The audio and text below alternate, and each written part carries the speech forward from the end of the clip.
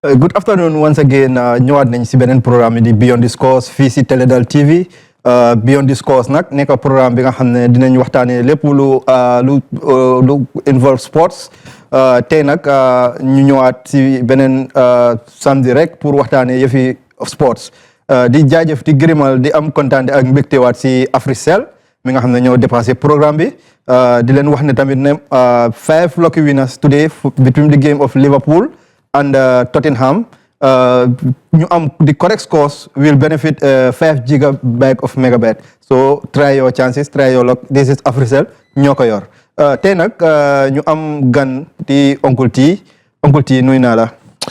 waaw jërëjëf Ousmane Gueye jërëjëf mbokk yi nga xam ne yéen a ngi janoo ak Teledal TV ñu am mbégte waat dalal leen suñu programme bi nga xam ne mooy Beyond the Scores nga xam ne lépp loo xam ne ab mbiri tàggat yaram la dinañ ko gestu fii ci biir programme bi te comme Ousmane li nga waxoon neex na predict and win ci diggante game yi Liverpool bi ak Tottenham bi if you so predicté rek mu correct then you have nañ la jox data loolu dafa neex trop with Africell everybody is a winner waaw everybody is a winner kenn nekkul lu sa daal 5 gigabyte leen naa jox si megabytes which is very good am nañ tamit Uncle T fantasy football bi nga xam ne the player with the highest score dina win $1,000 ak 10 gigabyte of megabytes. I think loolu tamit. waaw surtout si julli bi. waaw si julli bi $10,000. loolu kay Uncle T julli bi sa julli neex na ko. julli neex na de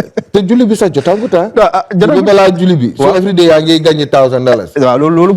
dépasse la de. waaw loolu kay dama dépasse rek loolu kay dépasse la.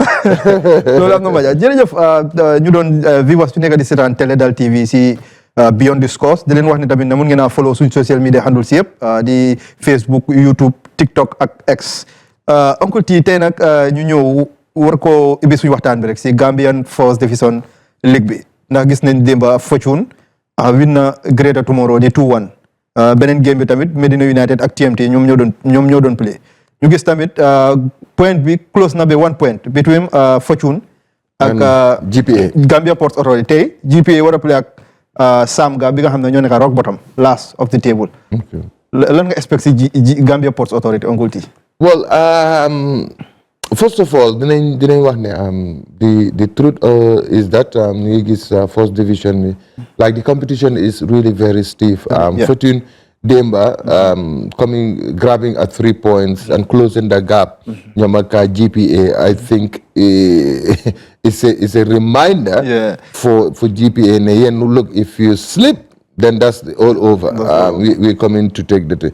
Yes, but tonight I think you will give GPA as the as the favorite to win that match. But if they fail to,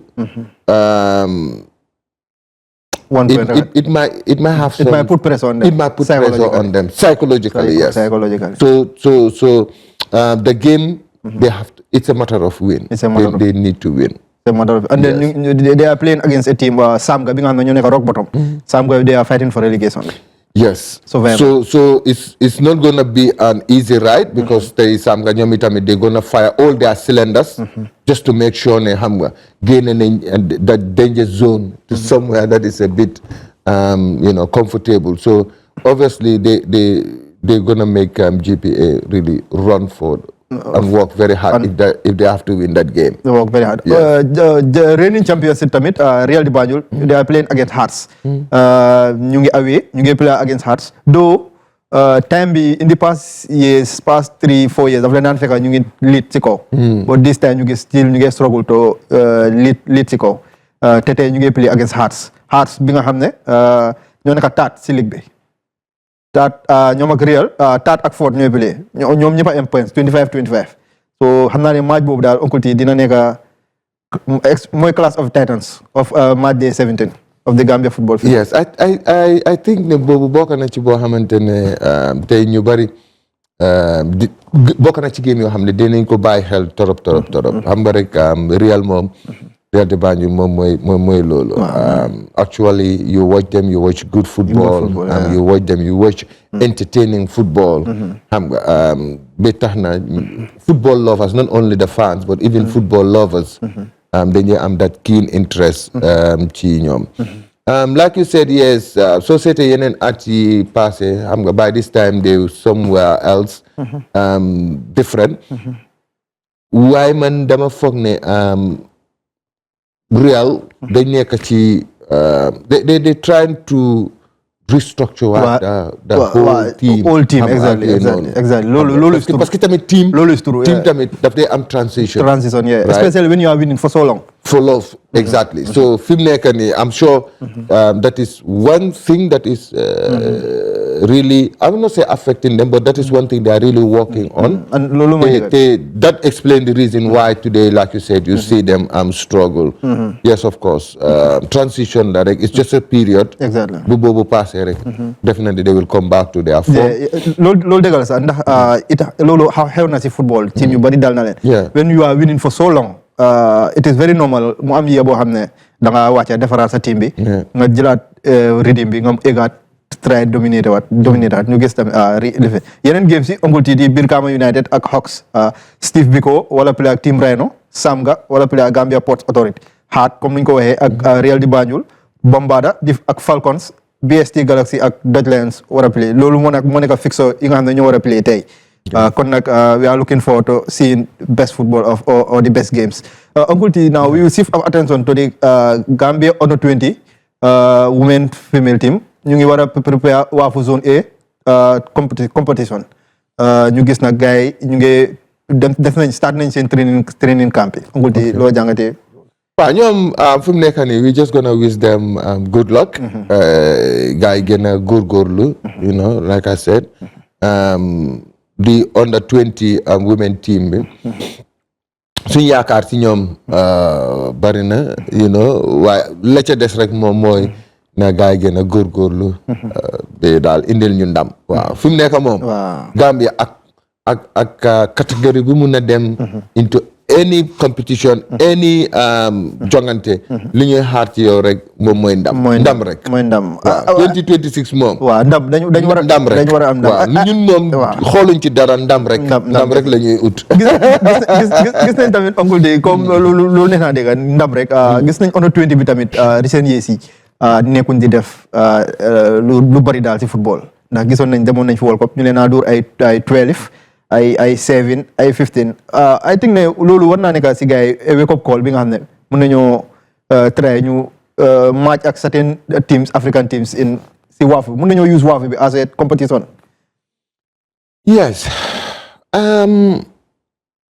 it was really humiliating for us as a nation pour ñuy am a whole team boo xam ne xam nga da ngay board the national flag of the Gambia génna bokk ci ay jongante yoo xamante ne xam nga luñ lay teg duñ ko teg sax ab sareti mbaam xam nga loolu moom benn dëkka bëggut ko waaye li may wax la rek mooy il faut ñu delluwaat ñu xoolaat bu baax a baax xam nga Gambian football sax in general you know nañ ko dooree ci académie yi nii because tey boo xoolee we have so many academies ci inside this country you know te foog naa ne tamit su ñoo liggéey luñ war a door ci académie yooyu la ñu koy dooree xam nga jàppale leen xool naka lañ leen a gën a dooleel in terms of seen structure in terms of xam nga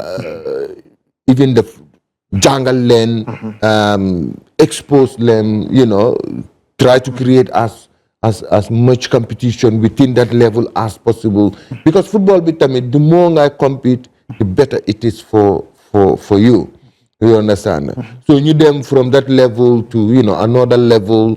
Why il faut ñu starté ko tam fi nga xam ne mooy ca this academy si nii man dama dee wax ne even the national team bu nawetaan team si baaxee national team mun na cee baax bu divisional team si baaxee national team bi dina baax waaye su fekkee ne académie yi baaxuñ nawetaan bi baaxul divisional team bi baaxul ak bépp national team boo fi mun a form du mun a baax.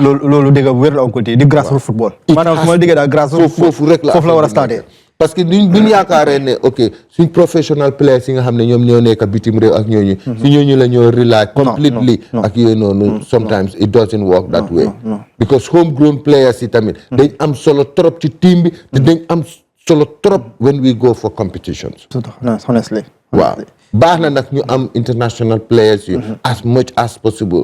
but let us not forget homegrown players yi tamit nañ leen jox seen gëdd nañ leen gën a jàppale gën leen a dooleel parce que dañ am solo trop in any competition boo xamante ne Gambia ñu ngi ko def foog naa ne loolu tamit doon na loo xam ne dañ ko war a bàyyi xel Oncle T lu mu wax rek mooy dëgg réew boo gis grassroots football foofu la moo starté ñu jël exemple suñ néebo si rek di Sénégal seen grassroots football moo baax moom moo waral tey professional football yu nekk di produce di dominate African football because all that comme ni ko Oncle T waxee rek grassroots football moo baax grassroots football bi la waaw grassroots football waaye xam nga ñun moom ñun nga baal ma rek léeg-léeg man dama dee wax ne ñun dañuy xëy rek bugga lépp sotti waaw loolu dëgg la moom moo tax fu ñuy teg suñ bët rek mooy tey soo seetee suñ football it's all about international player Gambia dafa dem ba nga xam ne soo nekkul international player xam nga pour sax pour ñu profile la sax it's difficult that's true loolu dëgg la non la ma teel lu waral loolu Oncle T non nañ dox ci complexe la xaw ma o benn mentalité la boo xam ne ñun dañ foog ne pour suñ national team bi mun a dem to any level mooy foog ñu wéeru rek ci international players no and things don't work like that man loolu laa gëm mooy tey soo génnoon nga def sa benn sauvé nga laaj Gambian si local based players yi nga xam ne ñu ngi si suñ team si Scorpion they cannot tell you kenn xamul leen because nobody even profile them te dafa am solo ñu leen di topp ñu leen di profile xam nga ñu leen di brand dafa am solo am nañ booy yu baax yu mun a booy yu mun a play football mun a score goal. Do you know that some of our so-called international players yi nga xam ne ñu ngi foofu noonu alhamdulillah rabbil alamin yes because they have the opportunity the thing is ñu ngi leen di gën a ñaanal waaye booy am na booy yi nekk fi ñoo leen daaxa football junne yoon that is 100% true 100% dafa nekk rek ne homegrown players yooyu noonu dañ amoon opportunity bi nga xam ne moom la suñ international li fii nii am so kon suñ homegrown players yi tamit local players yi sometimes we call them nañ leen dooleel man exactly no I'm telling you booy yu mun a football ñoo fi nekk booy yu am talent but the problem is because xëy na amuñ the opportunity xam nga to be exposed amuñ opportunity bi to play in other bigger leagues amuñ opportunity to play in very competitive leagues yes because so play international daf dee bokk nag xam nga dafay tax nga gën a xarañ dafay tax nga gën a xarañ ak yooyu noonu because dañ koy gis waaye nag bu ñu fàtte luñ nga xam ne moom la ñu fa am ñooñu tamit nañ leen gën a dooleel right nañ leen gën a dooleel parce que noonu rek la ñuy mën a def pour ñoom itam ñu mën a maaga waaw so local players home based players let's brand them together let's profile them let's brand them and then it's high time sa Oncle T ñuy put bu dee benn la ñaar la di leen dugal si national team bi yes of course I think it will help them yes of course ñaar bi ñetta yow baax na ba pare dañu war a am enough local players si biir national team yeah of course yeah boo xam ne tamit nañ leen mën a jox seen chance yeah thank you very much Oncle T ñoo ko déggandoor Oncle T lu mu wax daan loolu is the hard truth loolu is the truth loolu mooy dëgg bi I think it's high time Gambia Football Federation ñu commencé di consider local play yu nekk si Gambia because some of them am nañ mën nañoo play for the national team Oncle T suñ jógee foofu rek ba tey dañoo des di Sénégambian derby bi xam na ne on the 31st Gambia mu ngi war a play ak Sénégal ñu gis Sénégal 31st match ñu gis Sénégal seen FA bi release ticket prices yi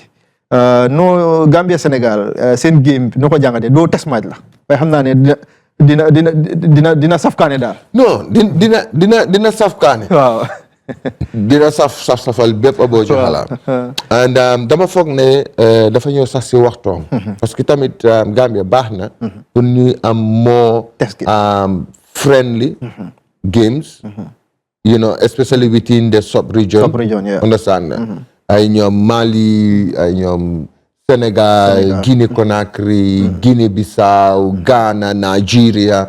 You know, dëkk yooyu noonu am competition. Ko xamali ma la mooy the more competition nga dem into, the more test games nga am. You know, the better it is for the team. You understand? Parce que it prepares you a whole lot of things. Parce que tey suñ test match bi against Senegal, right? Dina am lu mu expose. Dina expose the negative part of our team, but yes, of course, dina expose tamit the positive part of it. The positive part of it mooy, if you play very well against them, yes, of course, it will show the talent, it will show what we are made up of. Waaye am na ni ñu gaay tamit di duma tamit dina ñu woon where our weaknesses are and you know what needs to be done to take care of all those things. Xam nga loolu yëpp, so the more, like I said, the more test matches you have, the better it is for the team. So we are looking up to that. Te xam naa ne xëy na bu ñu génnee ci weeru koor bi, because this friendly game pigut that hype. You know what I mean? Xëy na tamit sil ñu sant si la yeeg Cissé yeeg xam nga bu koor ñëwee moom mooy loolu waaye we hope ne once ñu génn ci koor gi the next 10 days yu ñoo am ni dinañ build the hype of this Senegambia derby and then possibly yes war nañoo mën a organize supporters war nañoo mën a mobilize ñu mobilize leen ñu dem mën a support suñ gars yi because yes, it's a friendly game, but it's a very important game. And then derby la tamit. I'm telling you, it's a very important game. So you never know. The companies, corporate bodies say, let's put our heads together and then see how we can ferry some of the fans to go and watch the game. And I mean, of course, cheer up the boys as well. Good day, cheer up the boys as well. Ñoo ko déggandoor di ñaanal Scorpions si nag si game boobu ndam ndax ñu góorgóorlu daal ndax because gis nañ ne suñ record si suñ recent record si against Sénégal ogulti taxut a baax noonu waaye mën nañoo jël game boobu rek est-ce que ñaan daf dee dox ci football football amul yëfi yàlla ogulti de soo amul yëfi yàlla dama laaj ñu ngi leen di ñaan yàlla yaakaar nañoo ñaan de ogulti time is zone 2 gabi ñu ngi ñaan rek non parce que sometimes because li xam mooy Afrique mi ci boppam moo gëm ñaan waaw dañ gëm ñaan de ñaan te doo góorgóorlu kon dañoo ñaanoo rek dem break suñ demee break su ñëwee nag ñu def European round up si ñu gis lu xew si Champions League bi ak yeneen games si yeneen league si ndax gis nañ ne ay surprise in package yu bari xapoon nañ si Champions League bi kon dañ dem break bu gàtt rek ñëwaatee ñu continuer. Every time you buy credit or data, that's a speed and win waiting on your My Africell app. 50 megabytes, 100 megabytes, 5 gigabytes of internet data. Si tanga. Credit or data purchases? Spin and win rec. Africell and Afrimoney, where loyalty pays and the fun never fades.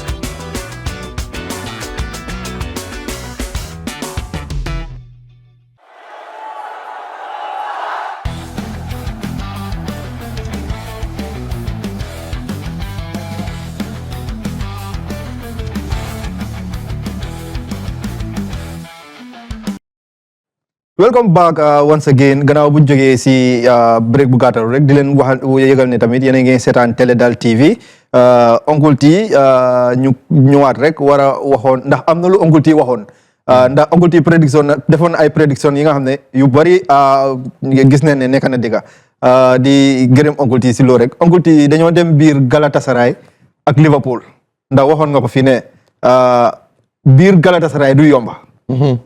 Gis nañ game bi nu mu ene Uncle T loolu noo jàngatee Liverpool Galatasaray.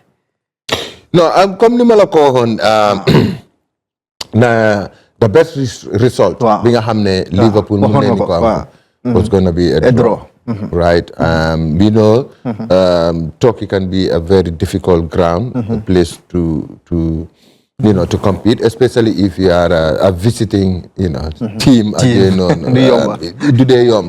And that day we've seen it. But like I said, definitely Galatasaray, that day they come up with a very good game. Very good game, that's true. From the beginning to the end, they push. Parce que leen rek la gaa gisoon rek moom mooy win rek. So they ran up to the last minute. and it really paid dividend. Yeah, it paid. Yeah. So for me, it was not a surprising result. It was not a surprise. No, it wasn't. Yeah, lolu ko xam Galatasaray xam sen recent history. Wow. Xam nga ne lolu is not a surprise. No, second leg am nga hope si Liverpool. Inside Liverpool. Despite 1-0 lead. To be true, pressure bi mu ngi seen kaw. Right? Because of the 1 goal deficit bi nga xam ne moo nekk seen diggante. So whether they like it or not, there's going to be a lot of pressure on them. Right? And the thing is, if they allow Galatasaray to score even a goal, it now makes the whole thing more difficult for them. Because pressure bi dafa gën a mount. And I'm confident that Galatasaray didn't know inside Liverpool them wéeru. Because you do that, Liverpool will bury you. They will bury you. Yes. Inside Liverpool. So dañoo play seen game. And in the process, Liverpool should make sure these people don't score. And xam na ne tam ne Uncle T Liverpool seen stadium xam na ne is a very very moom tamit noisy ground. Yes. Wow. So they have this support because inside Anfield, Liverpool, Benin team, that's so we hope that it's going to be a very mouth-watering encounter. Because it's going to be another do or that. Because and yes, Liverpool will still be under pressure. Yes, even if they don't acknowledge or admit that they will be under pressure, but that is the truth. That's the truth. But the thing is, because they're playing at their home ground, and in knowing that the spirit of the fans around Liverpool is just something else. So, like I said, we are expecting to see a mouth-watering encounter. Mouth-watering encounter. Yes. Uncle T, ñoko dégandoor lu Uncle T wa. Uncle T leg bété dañoo dess ci Champions League rek. There is this team Bodo Glimt. Yellow Boys. Kenn xamul ñu fan lañ jóge. Door nañ Man City biir Bodo Glimt. Oh yes, of course. Door Inter Milan biir Bodo Glimt. Door Sporting recently 3-0. And then the funniest thing is they score goals. They score. Team yëpp 3 lañ leen door. They score 3-1, 3-1, 3-0. They score goals. Uncle T Bodo Glimt. Believe la wala man leen teg fi. Man soo ma laajee. For me, they're just like the biggest surprise package of the champions. 100%. Champions. 100%. I agree. Champions League. No, parce que game bu ñëw. You know? ñu ne dañoo toog. Bodo Glimt dañ la surprise. They surprise the entire football fraternity. To be honest with you. I'm telling you. Lolo is true. Because giants slay. They are giant slayers. That's a good one. And they do it mercilessly. And then duñ dee defend. No. Nekkul ne dañoo wéeru ragaluñ kenn. Déedéet. Dañoo ñëw dox sa kaw win la. They will outplay you and they will win. Dañ la outplay ba pare dañ la win. So moo tax pour ñoom they're the surprise package. To be honest. And of course, and now they are a force to be reckoned with because the thing is, you will not consider them underdogs. No. If you're supposed to meet them, you have to do your homework and then you have to have a very good game plan. Exactly. If not, they will end up humiliating you, no matter who you are. No matter who you are. That's a good one. Oh, yes, of course. Yeah. Because Bodo Glimt, they are so in surprise. Comme ko Uncle T waxee rek ragaluñ kenn nekkul team bi nga xam ne dañoo taxaw defend. Soo xoolee seen games dañoo play good football, quality football la ñoo play te dañoo score good goals. Uncle T suñu jógee foofu nag léegi ñu dem si Real Madrid Man City ñu gis ñu bere Man City alive. Goal bi jógee si ki nga xam ne unfamiliar hero. Can expect ne dina score mu ñëw score hat-trick. Valverde nekk first hat-trick am for Real Madrid. Yes, because for a very very long time, sir. Everybody expect ne City. Yes. Man moom City. Yeah, no, even from our last discussion, City.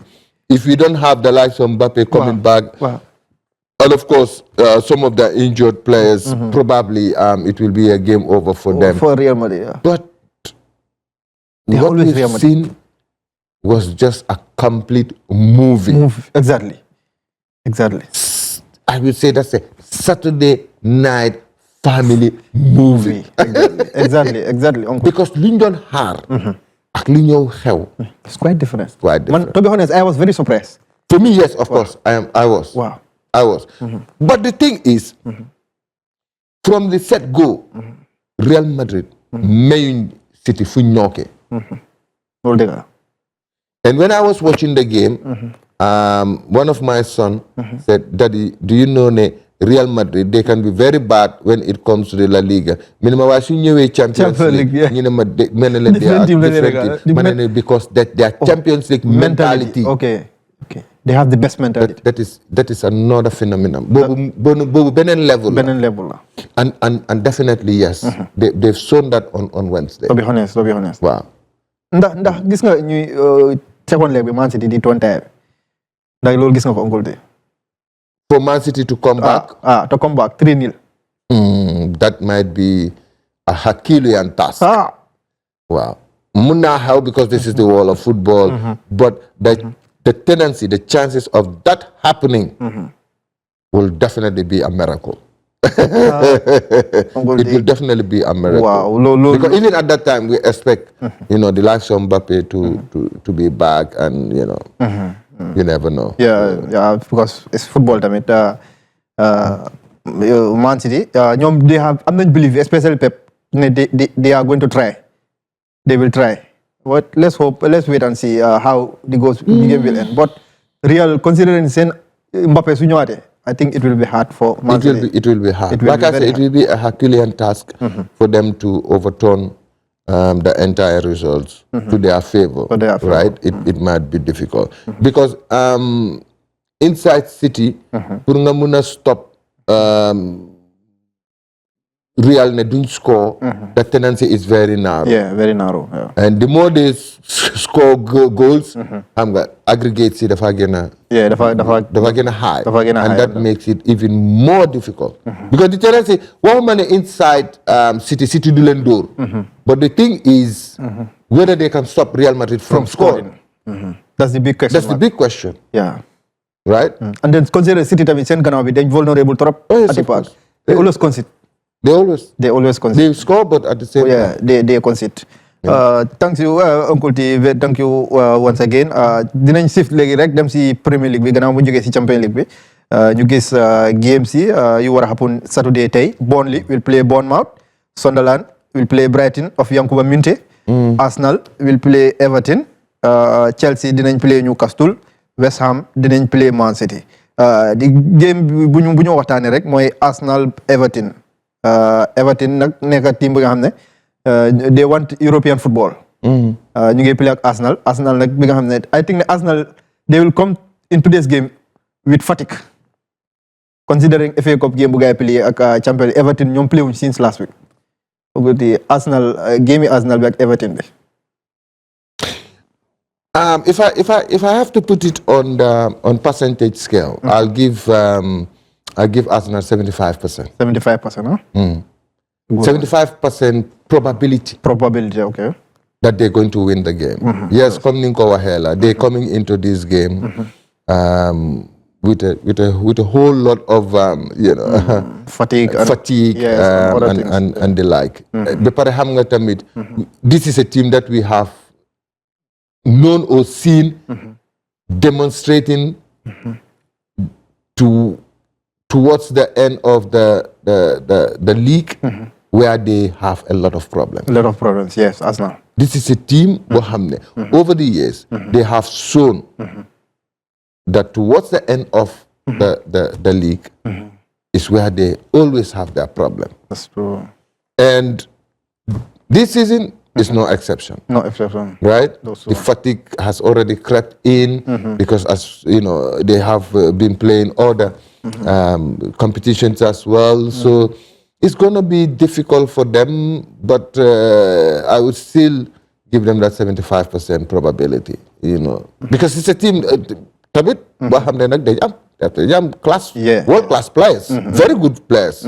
So yes, they've come into the game with a whole lot of impediments, if you call it, if you like it, or probably some little bit blockages as a result of being fatigued. But it's Arsenal, and they are playing. This is Arsenal. Yeah, and they are playing home. This is the Gunners. They know what is at stake. they know what is at stake.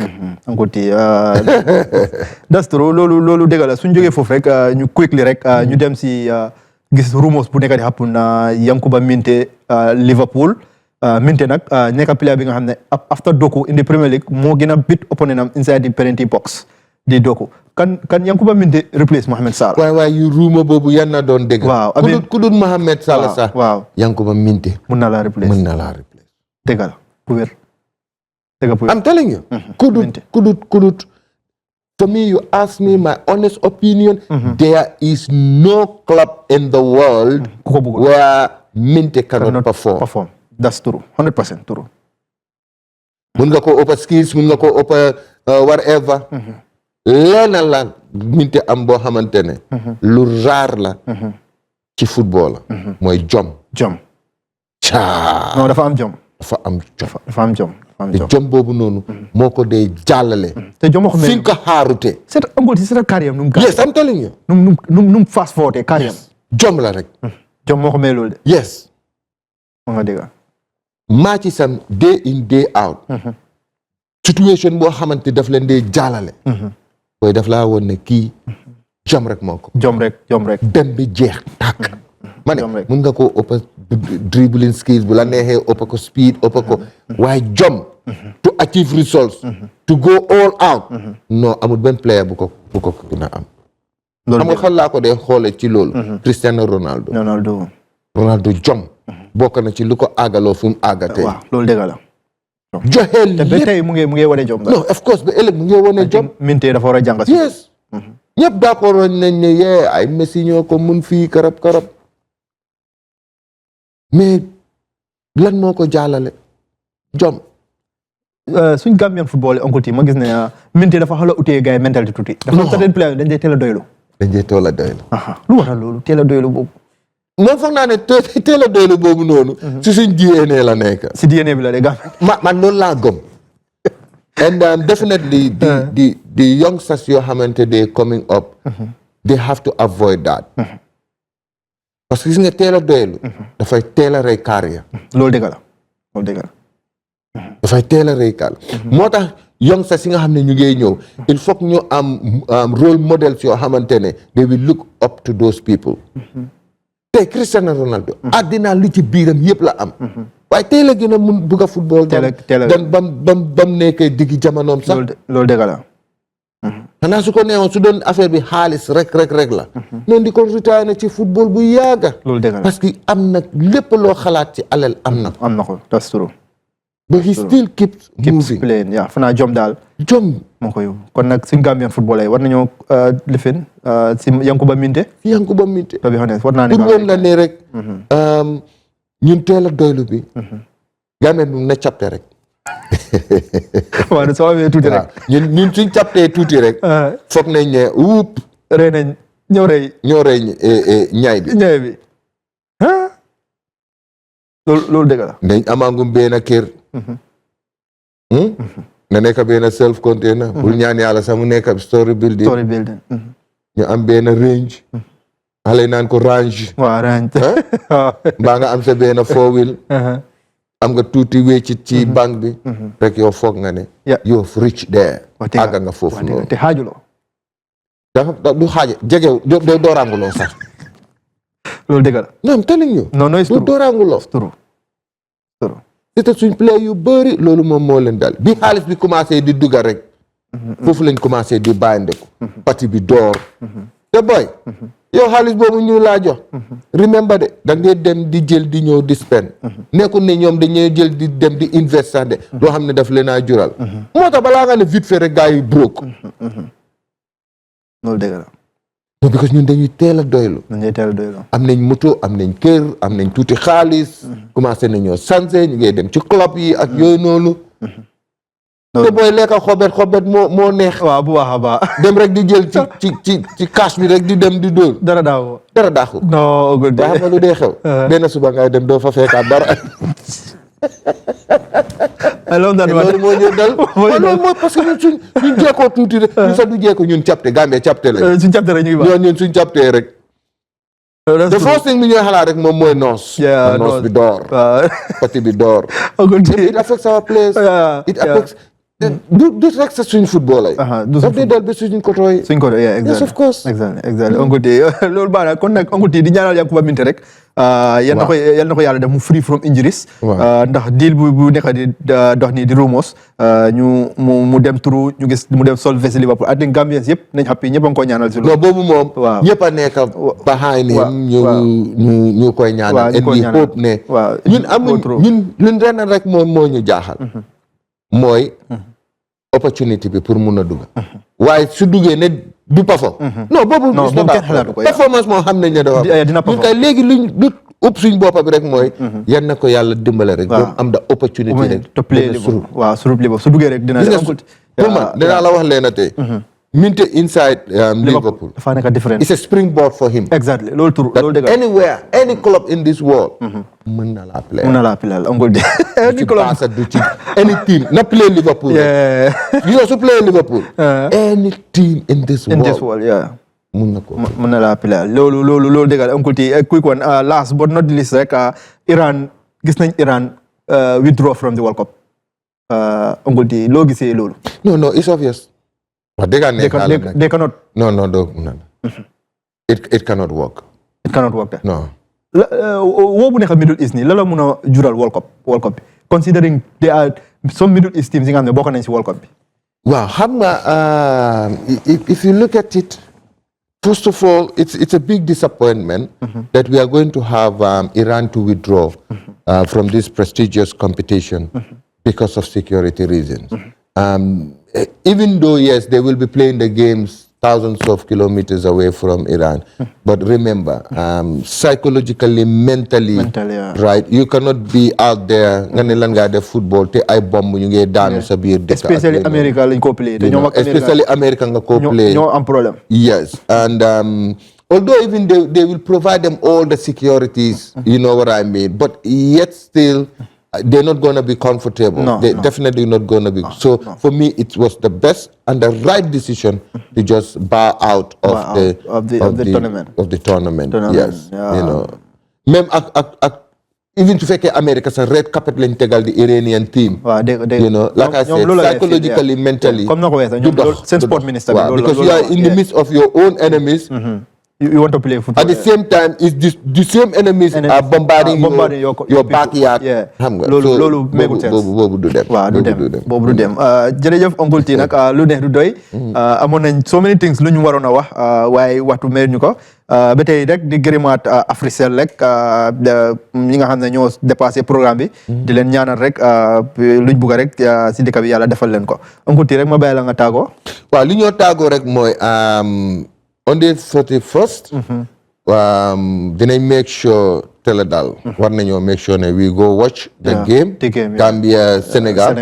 We watch go, and then we'll see what best we will do towards that. Then we'll have our team to go over in Dakar and then watch that game.